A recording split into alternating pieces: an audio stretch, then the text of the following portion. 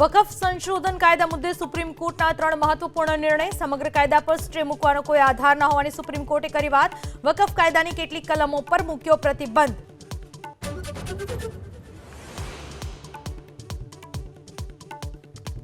દિલ્હીમાં પૂરપાટ ઝડપે જતી બીએમડબલ્યુનો કહેર. નાણાં મંત્રાલયના ડેપ્યુટી સેક્રેટરી નવજોત સિંહનું મૃત્યુ. અધિકારીની પત્નીની હાલત ગંભીર.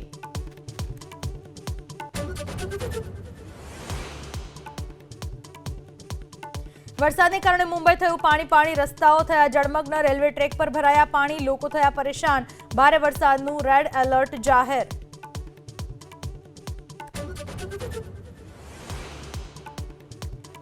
રિલાયન્સ ફાઉન્ડેશનના વંતારાને લઈ સુપ્રીમ કોર્ટમાં આજે સુનાવણી. આરોપોની તપાસ માટે 4 સભ્યોની એસઆઈટીએ 12 સપ્ટેમ્બરે સોંપ્યો હતો રિપોર્ટ.